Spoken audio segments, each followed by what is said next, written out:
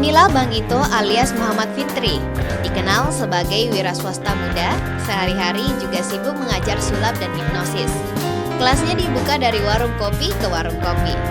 Kali ini Bang Ito membuka kelas di salah satu warung kopi yang terletak di bilangan Jalan Boulevard.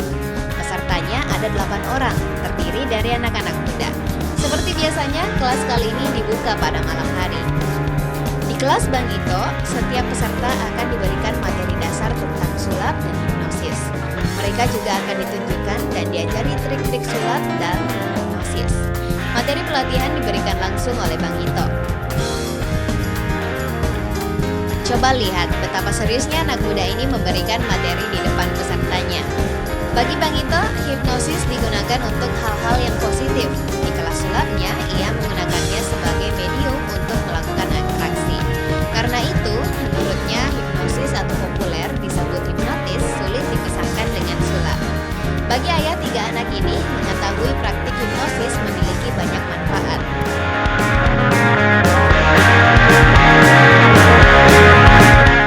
Mengatakan power of mind, kekuatan pikiran. Karena kalau kita bicara hipnotis, sebenarnya orang lebih terkungkung, kesimpulan mereka melihat acara-acara TV. Padahal acara TV itu sempit sekali sebenarnya. Itu salah satu cabang dari hipnotis, yaitu step hipnotis atau itu panggung, di mana step hipnotis itu banyak trik yang bermain di situ. Nah, kalau kita bicara power of mind, kekuatan pikiran, atau orang lebih kenal bilang katakan ilmu hipnotis, hampir semua lini kehidupan masuk. Sederhananya gini.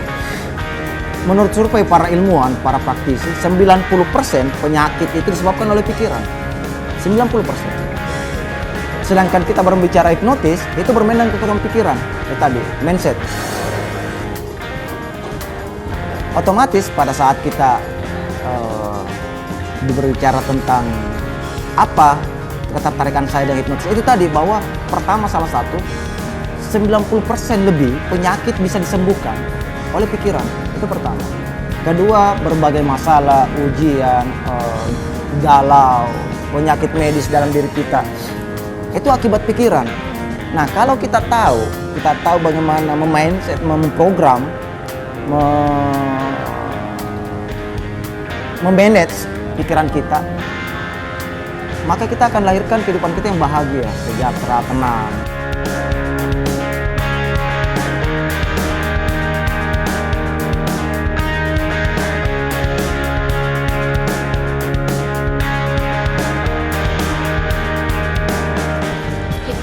Merupakan keahlian mempengaruhi yang mengandalkan kekuatan pikiran.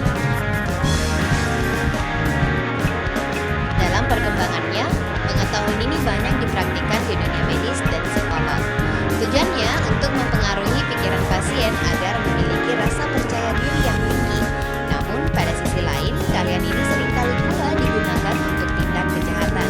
Dalam hal ini dipakai untuk mempengaruhi korban. Hipnotis juga memiliki sejumlah cabang. Lalu, bagaimana cara kerja hipnotis sebenarnya? Jadi kalau secara teori, hipnotis sendiri sebenarnya sederhana sekali, sangat ilmiah. Bahkan salah satu mata kuliah di psikolog, malah psikolog S2 itu belajar tentang hipnotis.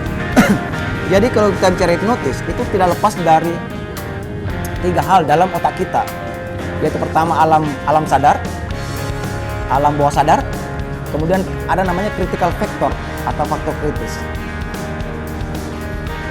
Ini secara singkat saya jelaskan bahwa pada saat kita ngobrol dalam keadaan aktivitas sehari-hari yang santai, itu lebih banyak tanpa sadar, hampir sekitar rata-rata 80% kita aktifkan otak kanan kita. Otak kiri yaitu alam sadar. Cara kerja hipnotis adalah bagaimana memasuki alam bawah sadar atau menembus alam bawah sadar itu, di mana pada saat kita mau memberikan sugesti, memberikan afirmasi, memberikan nasihat kepada orang, yang nerima itu otak kiri, bukan otak kanan. Sedangkan karakter otak kiri itu analisis. Terlalu banyak kritiknya lah. Memori jangka pendek, ada orang ini hari dinasihati, besok udah lakukan lagi. Karena maksudnya di otak kiri, bukan otak kanan. Nah, bahasa dasar hipnotis adalah bagaimana cara menembus alam bawah sadar.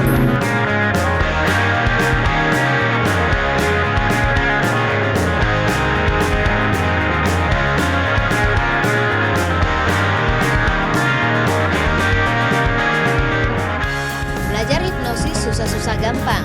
Ya, gampang kalau memang berminat dan ada keinginan belajar. Tempatnya bisa dilakukan di mana saja.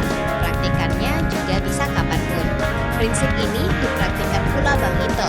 Tak hanya di tempat praktiknya, bila dibutuhkan, ia bisa datang ke rumah dan mengajari kita pengetahuan dan teknik bermain sulap dengan hipnosis. Tentu dengan tarif atau biaya.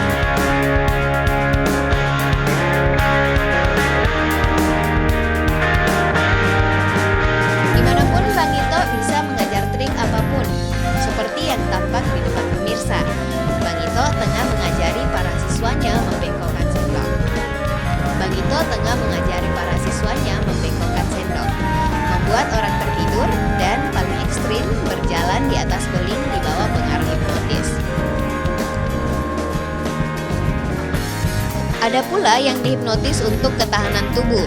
Kekuatan tubuhnya diuji dengan cara terlentang di antara dua buah kursi. Serupa jembatan begitu pemirsa. Setelah itu, tubuh si siswa ditindih dari atas. Siswa Bang Ito ini tak mengalami rasa sakit maupun cedera. Tapi tentu, aksi ini hanya bisa dilakukan profesional yang telah mengerti dan memahami hipnosis dan sulap, seperti Bang Ito ini. Dengan keahlian yang dimilikinya, Bang Ito yang hobi membaca buku ini memang sudah belajar lama. Kalau secara teori, saya dari SMP sekitar tahun 95-94 saya belajar secara teori, kemudian prakteknya mungkin hampir 4 tahun yang lalu. Praktek. Nah, memang intinya ini barang ilmu, bukan ilmu teori, ilmu praktek. Artinya sebanyak apapun buku kita lalap, kita hafalkan. Tanpa teori itu nol urusan. Jadi memang justru jauh lebih bagus satu teori, saya mungkin satu buku tapi sampai 10 prakteknya. Ito termasuk orang yang telaten. Awalnya ia hanya berguru pada beberapa rekannya yang lebih duluan menguasai sulap. Namun ia lebih banyak belajar secara